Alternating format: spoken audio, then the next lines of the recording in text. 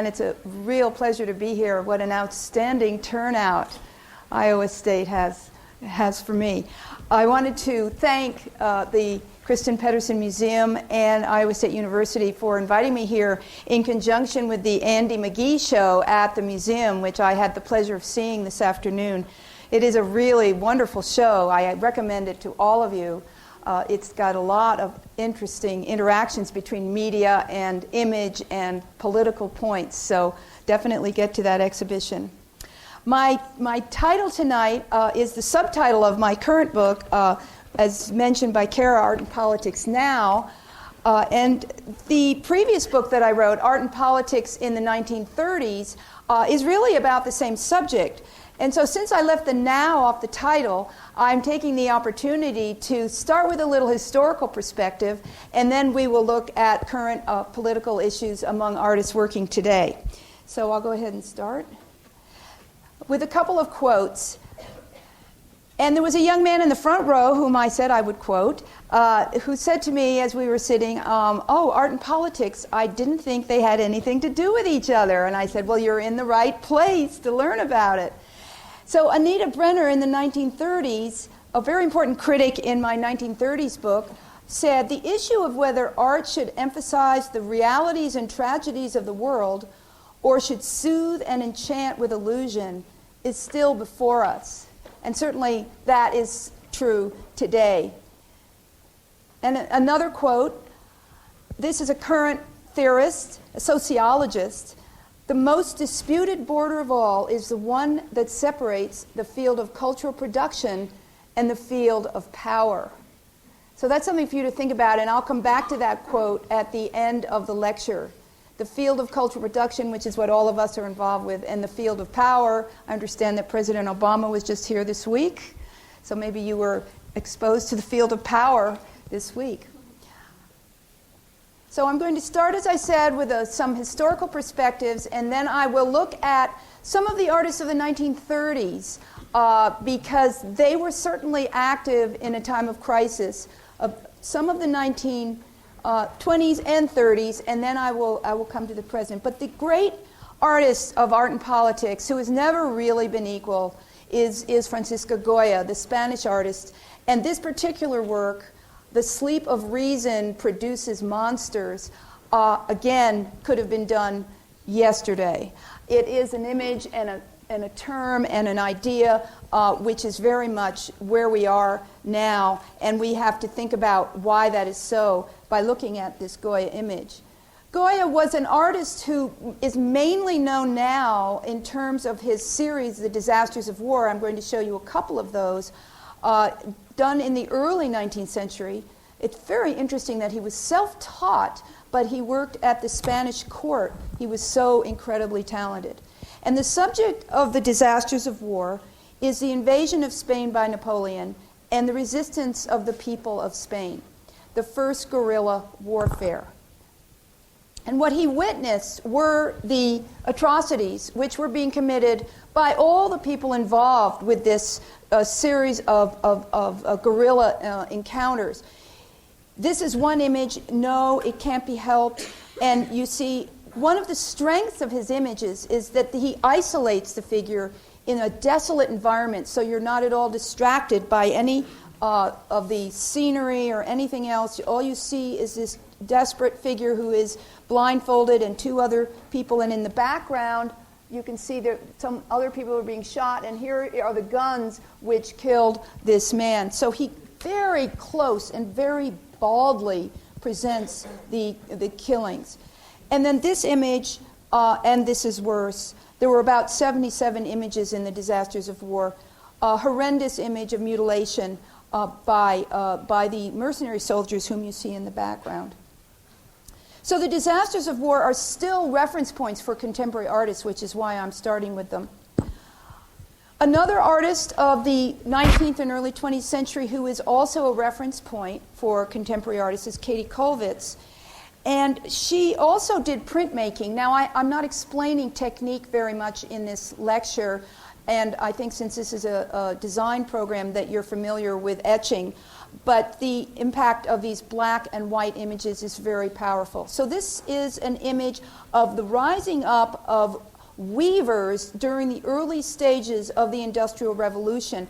The print was made in the early 20th century, but the subject matter, you see the house of the capitalist in the background, and you see the weavers who are protesting. They were working at home as individual weavers, making a living, and in the age of industrialization, of course, they started to have centralized factories that produced work instead.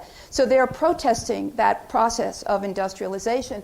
And what they're actually doing, which is really quite wonderful, is tearing up the paving stones and throwing them through the fence.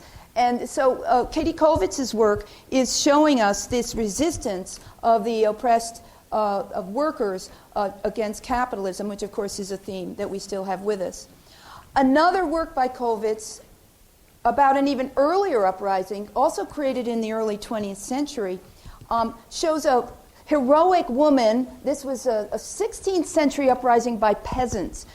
And at that time, peasants were used they were used as horses. You know, you see carts being pulled by people. They were incredibly oppressed. And this is one of the early examples of oppressed people rising up. And in the foreground, you see a woman, a historical figure named Black Anna, who's encouraging the peasants on their way. And this is one of a series of many works that shows the whole story of this particular uprising. So Katie Kovitz, whose parents were socialists and who lived in a very impoverished area of Berlin, really believed in the power of the poor if they united and rose up. She's best known for her images of widows and grieving women in war, and these are very powerful images as well. Okay, another artist, now we're jumping to the 20th century, mid-20th century, who is very well known in terms of this particular work, Picasso's Guernica. Now what you see here, I have a sketch here to give you, and I'll come back to the whole painting. What you see here is an image based on an historical event.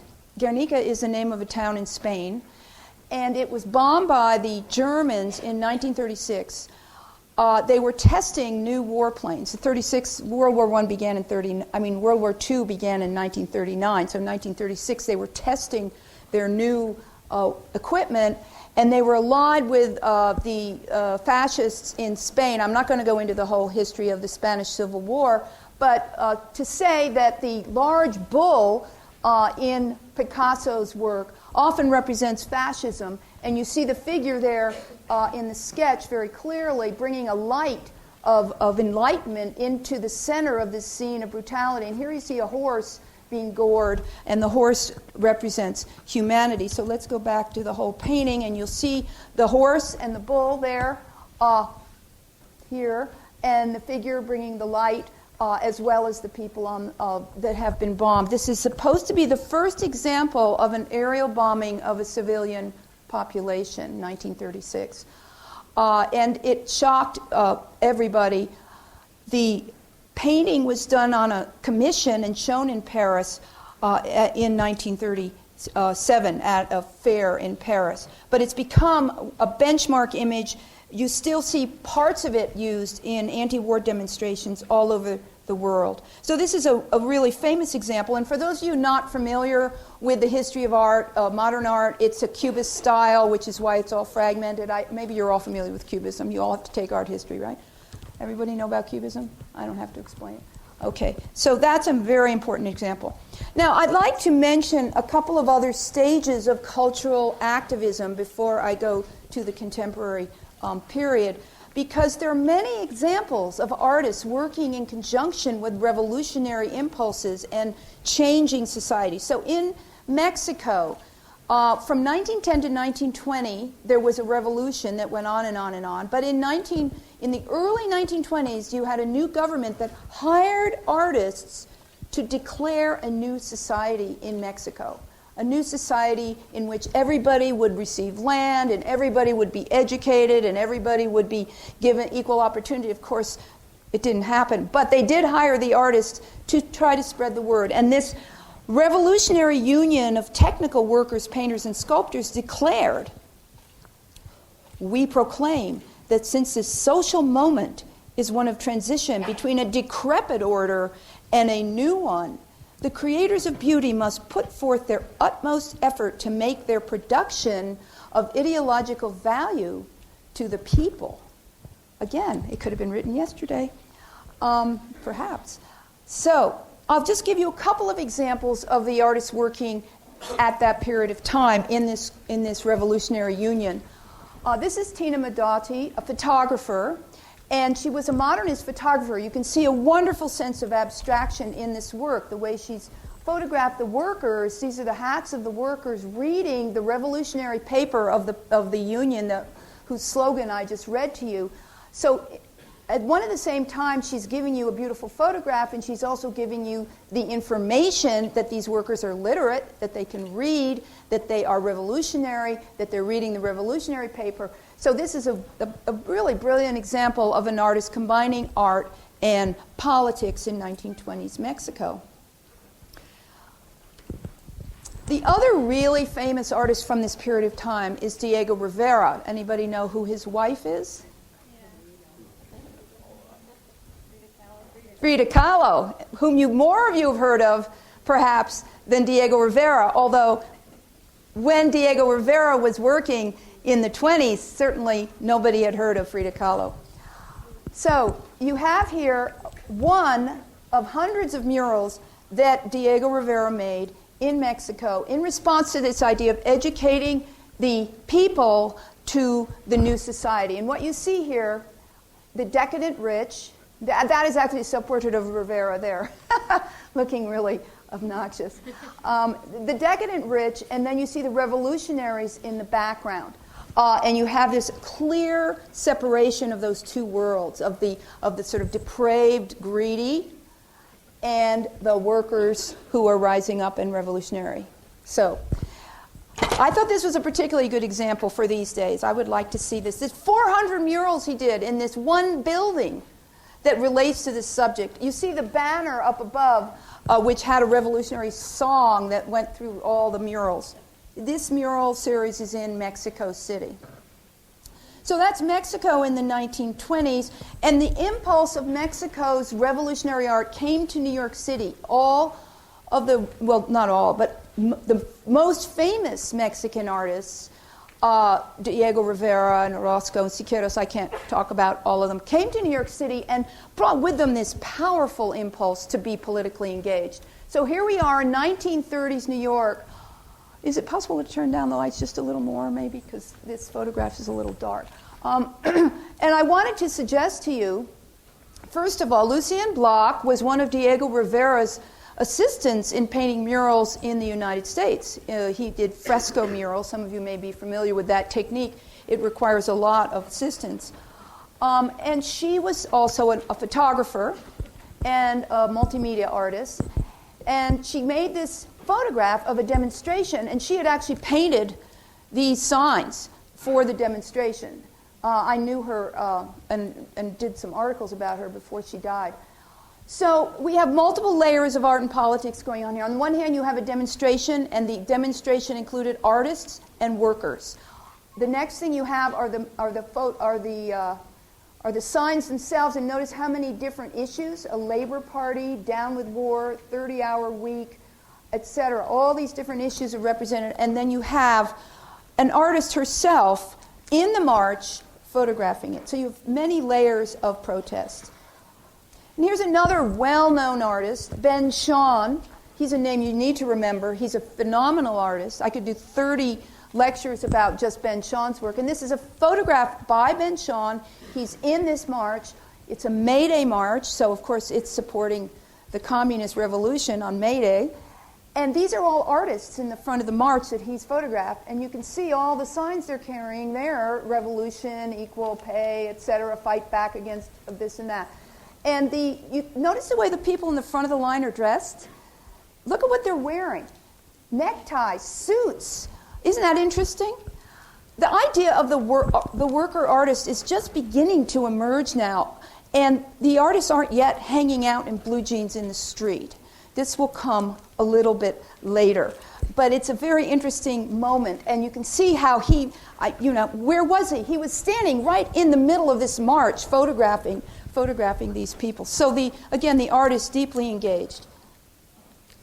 Now, during this period of time in the 1930s, I know you are familiar with it here because you have these phenomenal Grant Wood murals, and you also have a collection of art from this period. Artists were addressing specific issues, and this part of my goal in this lecture is to demonstrate that artists still are addressing specific issues in a very vivid way. I don't have time to discuss these in detail. I'm just going to show them to you quickly.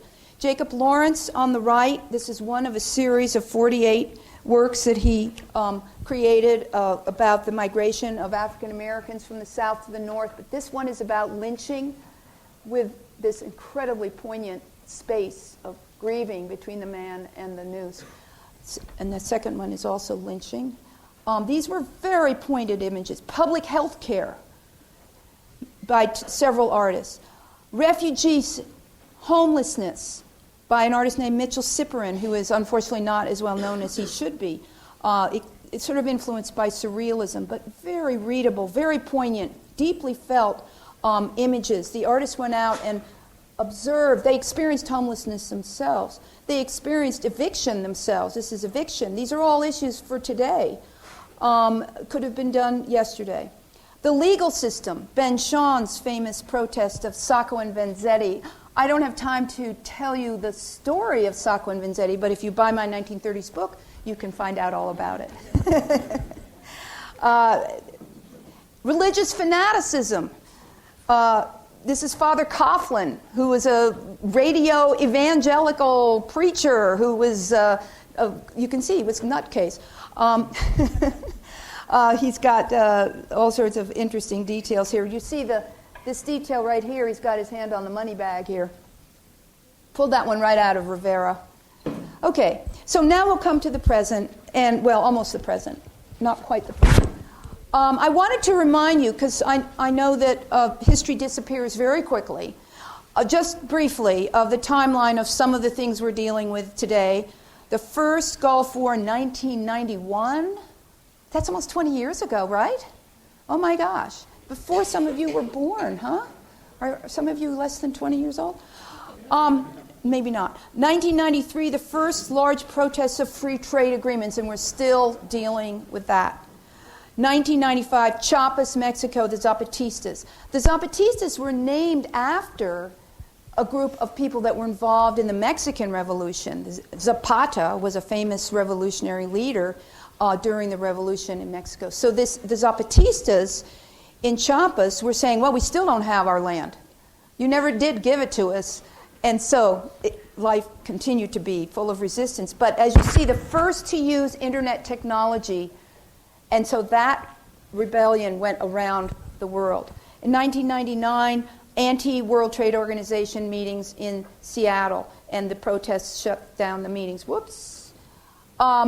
Because of the rapid change in technology, I like to emphasize that in 1999, the way that the images of the protests went on the internet, which existed but was certainly nothing like it is today, was in 30-second intervals with a webcam taped to a windowsill and with a cord going across the room, an extension cord. And it was very, very slow. It was there, though. And these are two images taken on 2 different days of these protests, starting very much like the protests we've seen in the last year in a sort of camaraderie and then shut down by the police with tear gas.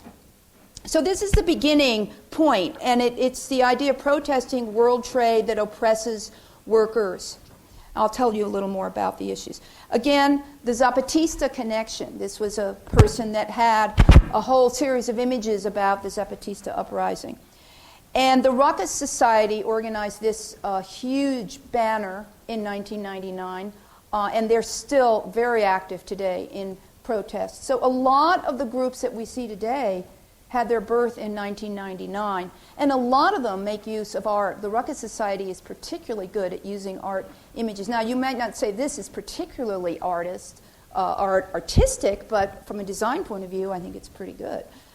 Now, one artist who has always been involved as a photographer in documenting the abuses of global trade is Alan Sekula.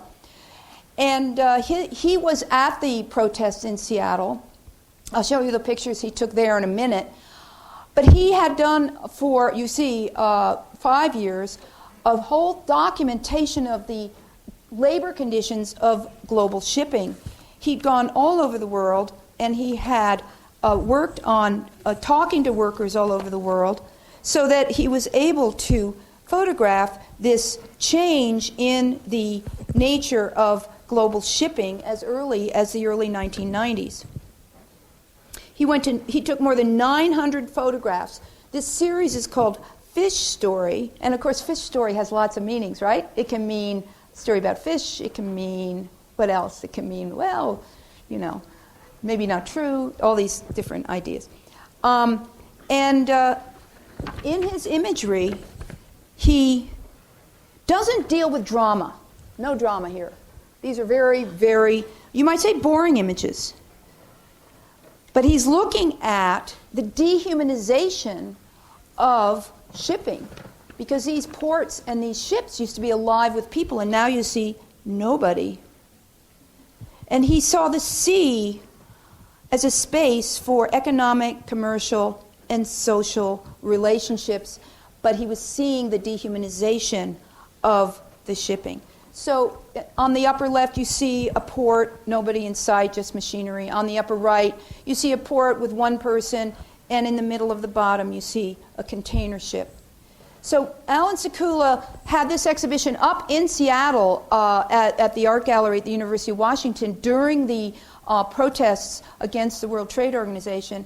And he went down to the protests and took a series of pictures, of which this is one of them, called Waiting for Tear Gas.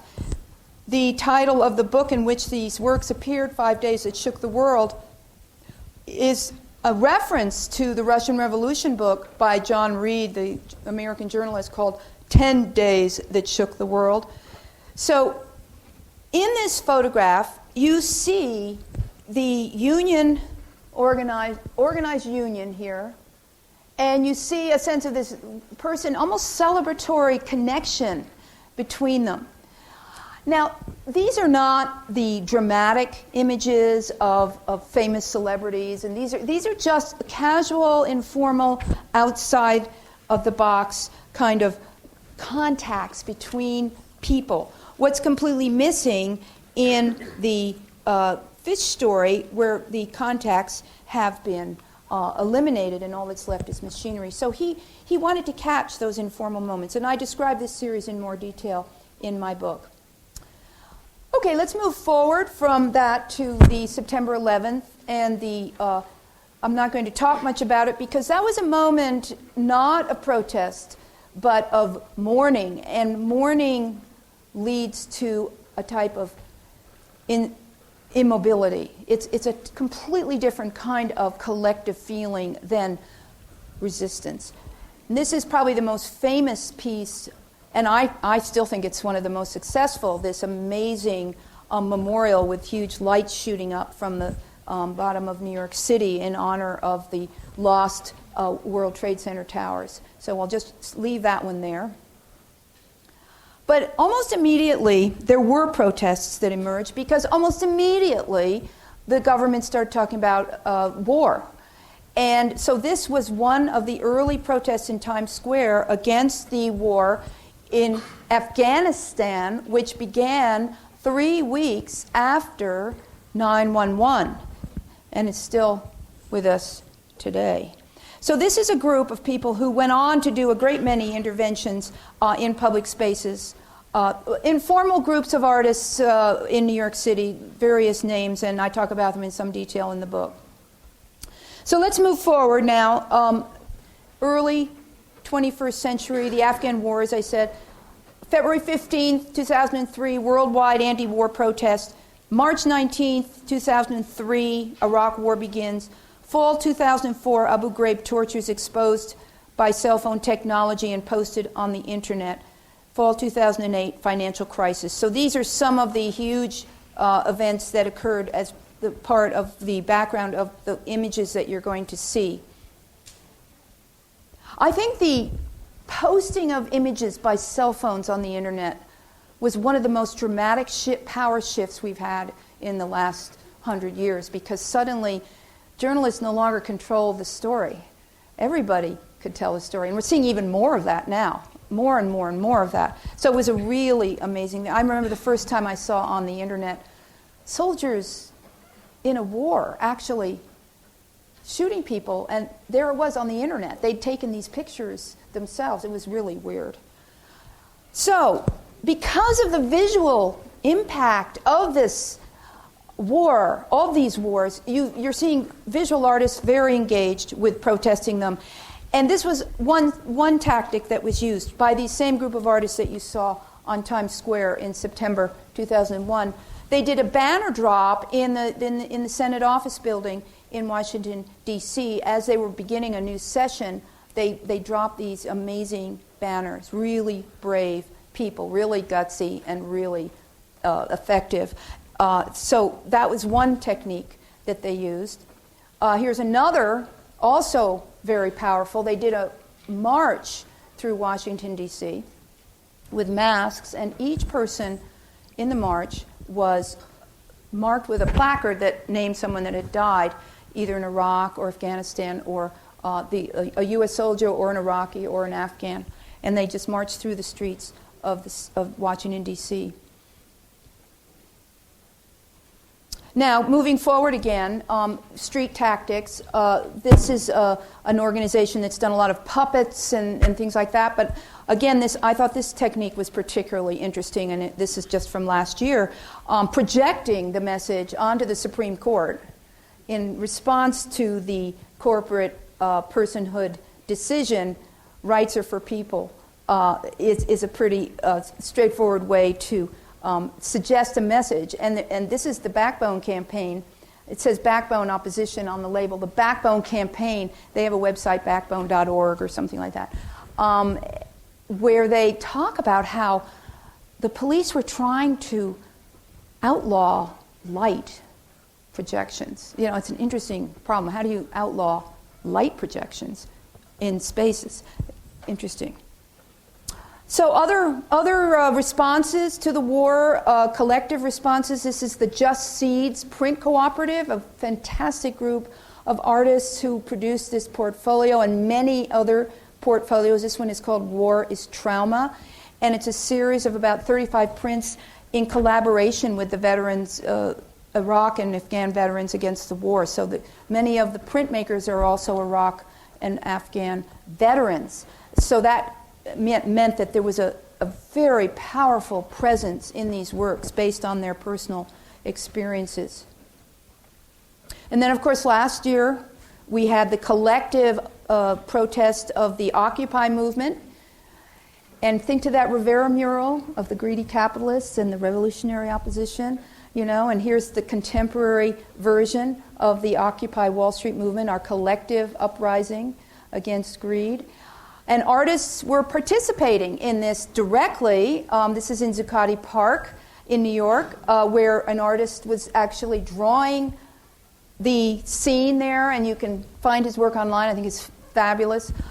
Very detailed drawings, and many, many other artists. I was there and I talked to many different artists. There was somebody that was cutting up credit cards into sculptures, and you know, all sorts of different things were going on. And of course, the whole event was just an amazing collective aesthetic expression as well as a political expression. Today, with the Occupy movement, you have a lot of separate actions going on, and one of the ones that happened last year that's continuing is the protest of foreclosures. And this was a collaboration between artists and a group in Harlem, marching through the city with the building. You can see this 477 is the address of the building. Where's that red thing?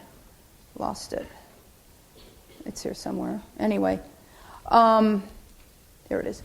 The address of the building that was being foreclosed in Harlem, and they marched to the Museum of Finance downtown, and of course were not able to put their artwork in it. Okay, so let's move on to another subject. That's all grassroots collective resistance that I've been thinking about. Usually a mixture of political activists and artists, which is really an ideal combination. Okay, this guy was also at Occupy Wall Street. He was from Australia. And he was making an individual protest about climate change with what he wore, with the signs that he carried, and he had a whole bunch of big flags with all sorts of slogans on them. He was a total performance act all by himself. Here he is addressing fracking and nuclear-free, every energy issue. And as probably you all know, all of these issues are actively being protested as we speak. You know, people are lying in the highways in Montana, they're lying in the streets in Texas, protesting all of these different aspects of climate change. One of the artist groups that has been addressing ecological issues for a long time is the Beehive Collective. Is that in focus? It is, okay. I'm just so close to it, I can't see it here. Because their work is very detailed, I wouldn't want it to be a big blur for you. And the Beehive Collective works, they live and work collectively to make these giant prints, which they then use as an educational tool. And this particular print is called The True Cost of Coal, and this is just a small part of a huge print, which you can see the detail here is generally, you can see this is being despoiled by these huge giant frogs. They often use insects as reference points in their work rather than people. But their mission is to, quote, cross-pollinate the grassroots by creating collaborative works as educational and organizing tools. So they'd be a great group to have here because they do a lot of educational programming. And then this is another work by them. I think it's a little hard to see the work, so I'll move on. Another kind of work collaboration with artists on environmental issues is the Physicians for Social Responsibility in Washington State have been addressing, Hanford may not be a household word here. Anybody know what Hanford refers to? Not a household word here. Anybody? Yeah, it's the nuclear facility in Washington State where all the plutonium that's ever been produced for any nuclear bomb, starting with the big boy in World War II and continuing up until whenever, all of the plutonium has been produced. What's going on there now is this ongoing problem of storage and illness and pollution. And so there was an exhibition in which artists, scientists, poets, writers collaborated on this subject. And I'm just going to show you one work, which is an artist who lives in the region of Hanford, which is in central Washington State. And 57 are confirmed leakers refers to the storage area where they put all this toxic waste material. There's 150 of them, and 57 have definitely leaked into the ground. And so I thought this was a very effective image to make the story clear. And that's one of the things I really look for, is an aesthetic image that's strong, that makes the point easily understood. And this works, I think, very, very well. So another artist who has addressed nuclear leakage and pollution is a Native American artist named Gail Tremblay. And this is a piece called It Is Heavy on My Heart. And what you see here, these are felt organs here. These are all representing different organs that have been contaminated with cancer. And inside of this one, there's a video playing, which is interviews with tribal elders from all over the West, not just Washington State, about the issue of nuclear contamination, nuclear storage on Indian reservations, uranium extraction in the Grand Canyon. All of these different issues are included, as well as poets and writers and other storytellers. So she's using a sculptural installation and a video to tell the story from a Native American point of view.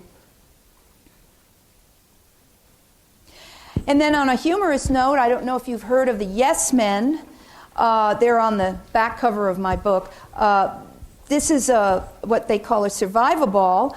And in this piece, the Yes Men intervene in corporate culture on many different levels. How many of you ever heard of the Yes Men? Anybody? Yeah, there's somebody up.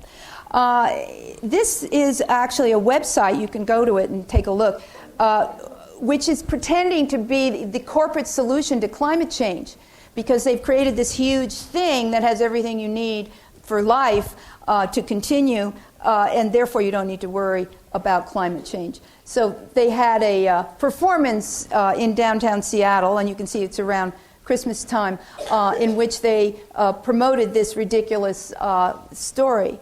But the Yes Men have been very active in collaborating with various other groups, like this summer. They've turned themselves into the Yes Lab. So they have, in New York City, they have a lab where activists and artists can get together and learn strategies for intervening in public media in order to address certain kinds of issues. And this one is about the Shell Arctic oil drilling. And this was a spoof video. I wish I could insert the video for you to see. But anyway, you can see it's pretty spoofy already with these muscle men. They had a spoof, which people didn't realize was a spoof, where they got some people from Seattle Occupy to participate, and they collaborated also with Greenpeace. Go to the Greenpeace website. They're really amazing. And they had a spoof of the launch of this Arctic drilling rig as it was going to get ready to go to the Arctic, that Shell was having this big celebration. They did a little miniature rig, which was supposed to be imitating the big rig. And when it was turned on, it spewed oil, but it was champagne, all over the room, all over everybody. This is sort of the prelude here, the iceberg with the Shell logo. But what was amazing is that it got all over the internet as a real Shell thing until Shell got in and said, no, no, no. And this is the Yes Men's great talent, is to create these spoofs that look real and upstage the corporate press. So I urge you to look at their website. Okay, let's see. Artists address police states. The subject, of course, has been around since Goya. And Leon Golub is somebody that is not in my book, but I felt that I really needed to honor his work from the 1980s. In the 1980s, the art world was very much involved with abstraction, and there was figurative art, but it didn't have much political content. And Leon Golub, these are almost larger than life-size figures, pioneered the idea of specific representation of this is a interrogation in Nicaragua by the people trained in the School of Americas, and you can see that it looks like what we saw from Abu Ghraib, the same kinds of torture in 1981. Another artist who is based in Seattle, was based in Seattle, who addresses torture today is Selma Waldman. This is her Black Book of Aggressors. She did 180 drawings in chalk of specific images from the torture that was taking place in Abu Ghraib as well as Guantanamo. And she very specifically, kind of in the spirit of Goya, confronted the details of what was happening. So she wrote on the images, this is waterboarding here, strapped to the board, upside down, immersed, here's his head here, immersed in a wet towel to fake drowning, used to impose anguish without leaving marks. So she has a very specific and horrifying image, but at the same time, she's a brilliant draftsperson working with the expressionist tradition. And so the works, over there on the left, there's barbed wire and chains being used. The works themselves, I'll just go back to the wall, become amazingly aesthetic at the same time that they're horrifyingly specific. And it's that balance that is so hard to achieve. This is her studio right before she died, when she was planning to do a work based on Goya's horribly scary painting of Saturn devouring his son. And this is the way she works, with all of these notes and all of these images, just putting it all together and creating these amazing drawings. And she was going to address the idea of Goya's victims around the planet, and that's Goya's portrait right there. Okay. And she was also an activist. This is, that's based on the Black Anna by Koti Kollwitz, and that's her poster in a Woman in Black protest that was a group of women that have protested silently against the Palestinian occupation and war, as you see here, in general. Okay.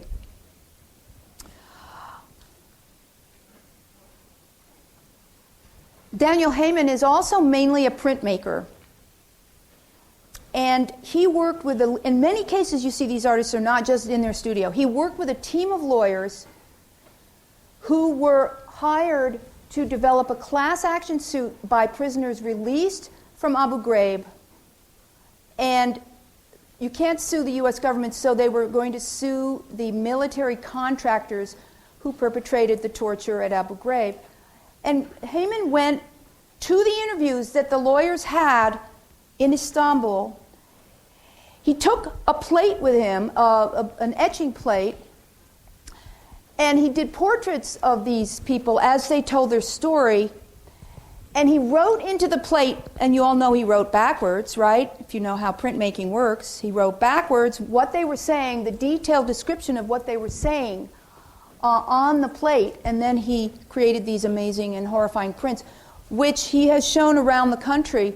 They are not for sale, of course. It would just not be appropriate to sell something like this. But he is an artist. I discuss at length, how did he come about being so engaged? How did he come about caring so much? How do any of these artists decide to care so much? And it's very important to know their stories. You can find it in the book. Okay, the artist on the cover of my book is Roger Shimomura. And in his case, the police state he's addressing is the World War II U.S. government that was incarcerating or interning Japanese people on the West Coast. And there was this infamous order which ordered all people of Japanese descent to be sent to camps on the West Coast. And he, as a 3-year-old, went with his mother and grandmother and sister to a camp.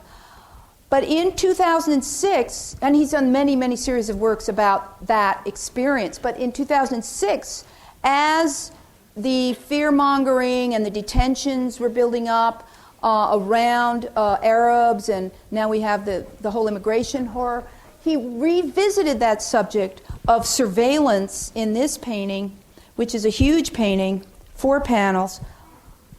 And we are up here as the people doing the surveying, the people observing. And this is the camp in the desert where he was in central Idaho. And you see the influence of Japanese art with these clouds and the whole sense of the landscape. But what he's saying is, don't forget, notice, our surveillance today is so much like what we experienced when we were very young, he being a 3-year-old in the camp. But Roger Shimomura, who is now a retired professor from the University of Kansas, has spent his life addressing issues around prejudice and racism. So I just wanted to show you one other example, because he's really very funny, too. And this is from a group of works called Stereotypes and Admonitions. I actually brought the book with me. And this is in a pop art style, as you can see. And he's done a caricature of himself on the right as a samurai warrior with all this painting. And on the left, you see a caricature representation of an Indian, but it's actually representing a very prestigious contemporary Native American artist named Edgar Heap of Birds. He always showed these works with a story. Don't really have time for this, but I'm going to do it anyway. In the 1980s, Native American artist Edgar Heap of Birds was awarded a guest artist residency at the University of Kansas. Roger accompanied Edgar to obtain the signature. I thought this was good because we're here and this is the sort of thing we do. The signature of a university administrator in order for Edgar to receive payment for his services. Upon entering the central administration building, Roger handed the papers to a receptionist who took them into the administrator's office. Prior to signing, the administrator peered out at Roger and Edgar and said derisively in a voice loud enough for all to hear, "I want you to check the IDs of those two characters out there." He then laughed out loud, shaking his head as he stared at them. So he kind of nails the way he felt in Kansas as a third-generation Japanese American, and the idea, of this sort of oblivious racism that permeates our society. His work is really brilliant. Another Native American artist that I discuss in the book in the context of resistance to police states is Jean Quick-to-See Smith, although she is actually in the ecological chapter. She works in the interspace between Anglo culture and Native culture. There's a lot of detail here that I think I won't go into, but I just want to mention her father was a horse trader. And so she spent her childhood trading between races. She moved around from place to place. And so her work is about the stereotypes that one culture has for the other, mainly the white culture has for Indians. On the right, this huge trade canoe, and it has all these baseball hats and all these feathers and all these sort of stereotype things. On the left, you see an image that relates to war and oppression.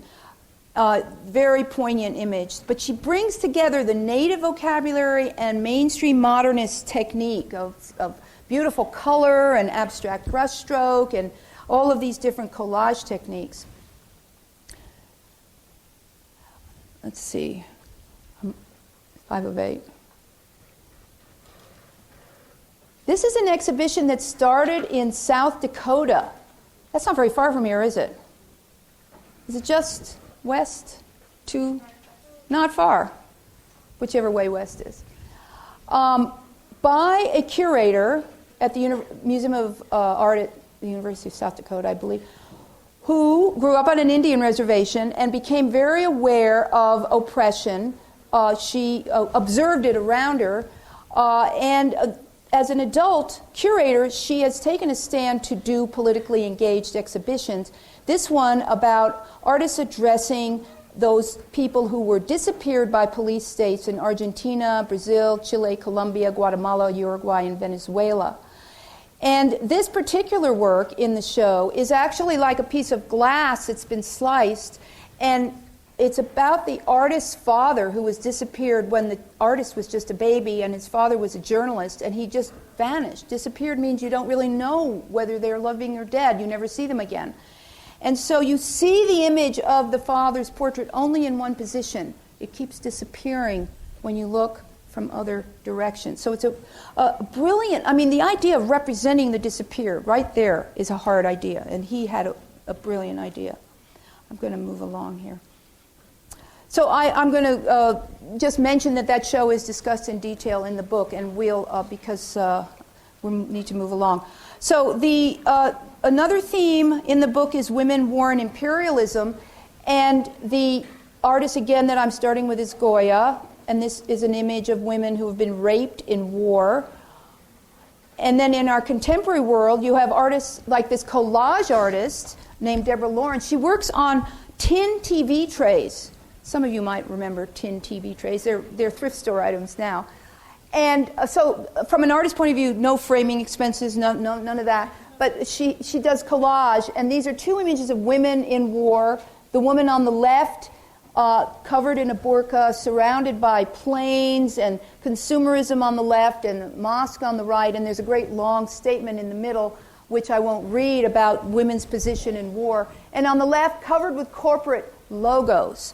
So she's talking about the position of women in capitalism and war, which of course are interrelated. Coco Fusco is another artist who addresses women in war, but in a very different way. She does performance work, which calls attention to the role of women in the military today. And in her particular case, she's talking, in this performance that I'm showing you, she wrote this book called A Field Guide for Female Interrogators. And there is a picture on the right which tells you what she's talking about. She's saying, the incredible idea, the incredibly offensive idea that women's liberation is here the idea of culturally specific sexual behavior is being used to torture Muslim men. And this is, of course, a mild example where she's just bending over with her bra showing. But it was, in fact, a technique that was used in Abu Ghraib, and some of you may know about that. So the coercive techniques were undressing, waving underpants, flaunting sexuality, and this idea of perverting feminism through this flagrant violation of cultural norms in a Muslim culture is something that she addresses, which I think is a really, really interesting and important subject. Martha Rosler has also addressed the dialectic between women and war. This is a series from 1969, the idea of the domesticity of the woman in the foreground and vacuuming her curtain, and then the war is going on behind the curtain. The sense of obliviousness of the consumer culture to war is her theme in this series, as well as in this 2004 series about the Iraq War, where now we have the buff blondes looking at the war on the cell phone while all hell is breaking out loose behind them.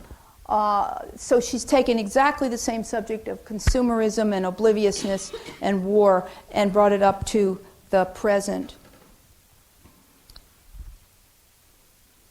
I'm just going to move along here.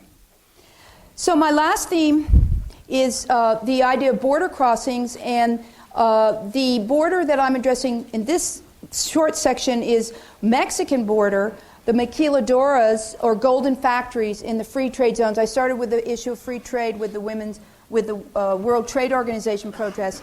The free trade zones on the border of Mexico and the U.S., and just as a little change of pace, there I am. I actually got to visit them. That's me, sliding around. And these are the hovels that the workers in the factories on the border live in when they first arrive as squatters, and then when they get a little better off, they live in these little houses that have one little bit of electricity. I visited there after I wrote the book, but it was really very educational. So the idea of these free trade areas is that the workers don't have the opportunity to unionize, or if they do, it's a rigged system and they get fired right away. These are a couple of the factories. Older factory here, Maquiladora factory, and a newer factory with an armed guard outside. These factories produce today electronic equipment. Back when they were first started as free trade factories, they did tape cassettes and things like that.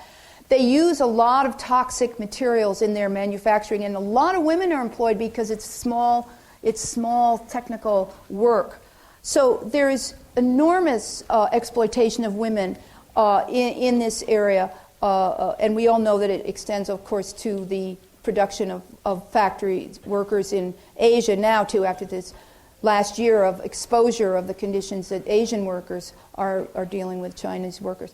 So an artist in my book, Fred Lonadier, started addressing the health and safety issues of factory workers way back in the 1980s, and he's still addressing them today. He took a big truck and parked it outside the factory with educational material in this free trade zone to tell people what their rights were and how they could get better protections, try to organize, try to get the health conditions that they needed, etc. So he is a photographer background, sociology background, and he has really taken an active part in trying to make the workers' lives better in these border areas. Another approach is Celia Munoz, whose mother worked in one of these factories, not before they were free trade, but still across a border. And she's addressing the idea of fabric production with these giant swathes of fabric that suggests the seduction of the consumer culture, and the result, many of these women are murdered because they are living outside of any kind of traditional social structures. They're very vulnerable as they go from these hovels to the factories, and they're often murdered. Have you heard of the Juarez murders, any of you? It's a huge, horrible thing, and often the only thing that's found from these women who work here are their shoes. So this installation is honoring women who were killed. And then I saw this piece in San Diego when I lectured there. It's a collective anonymous work by people honoring people that died crossing the border. And these is just a few names. So, one other border, which is, went right by it, the border in the Middle East, the many borders in the Middle East, of which we hear so much about right now. And the border that I'm addressing here is Palestine and Israel. This artist is a Palestinian artist, and she did a video based on the music of 2001: A Space Odyssey.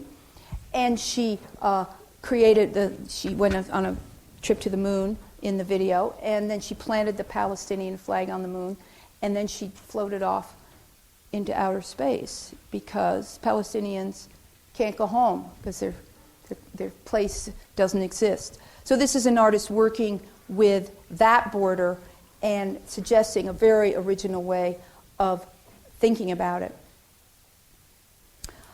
And then finally, two Iraqi emigre artists who had to cross the border out of their countries into other countries because of our war. Hanamal Allah, who is living in England, and she burns her canvas. This is burned canvas that she's putting back together, talking about the burning of the culture of Baghdad. She was a very prominent art teacher in Baghdad, and now she's living, just barely managing, in London. And you see her here working with this burned canvas. And finally, another Iraqi emigre who's doing an homage to the academics assassinated in Iraq. It's not very well known that a lot of the middle class professionals in Iraq have been targeted by snipers, and he's addressing only the academics with this reference to the Trojan horse and these roses. So I wanted to end with these two Iraqi artists in England, in London, to suggest that this border crossing theme extends in many, many different ways and in many different dimensions. And the theme of the whole lecture is to cross the border between the field of cultural production and the field of power. Thank you.